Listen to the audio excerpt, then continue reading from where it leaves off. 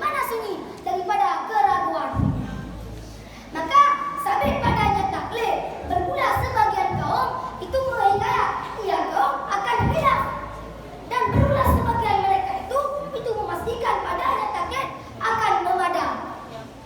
Maka berkata ayah ulama, jika yakin ia seseorang dengan pendapat orang lain, niscaya memadainya. Dan jika tidak yakin ia seseorang dengan pendapat orang lain, niscaya senantiasa ia dalam kemudaratan. Kama arafna fi usbu'il madhi wa kama syaraha waliduna amamana jami'an.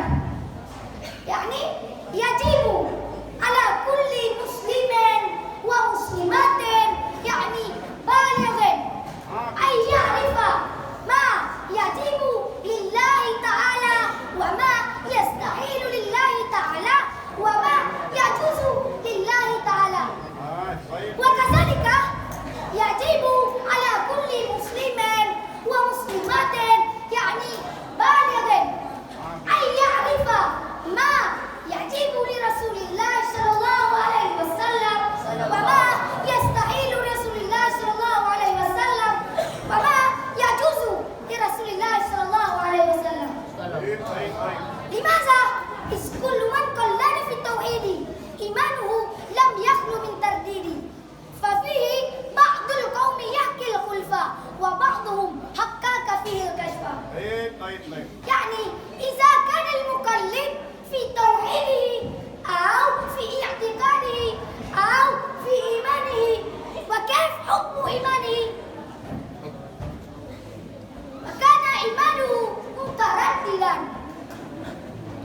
وفي بعض قول العلماء يقول أن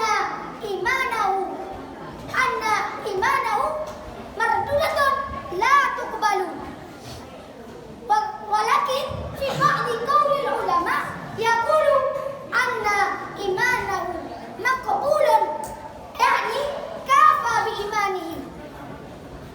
فقال إن يجزم بقول الغير كافى وإلا لم يزل في الضير. كيف هذا المقصود؟ المقصود من هذا البيت يعني يقول العلماء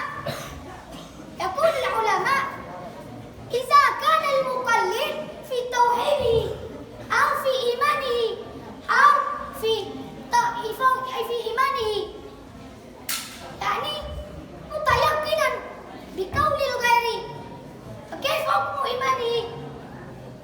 الجواب إيمانه مقبول عند الله، يعني كافى بإيمانه وإلا لم يزل في الضير، بمعنى إن لم يكن متيقنا بقول الغير فكان حاله على الضرار.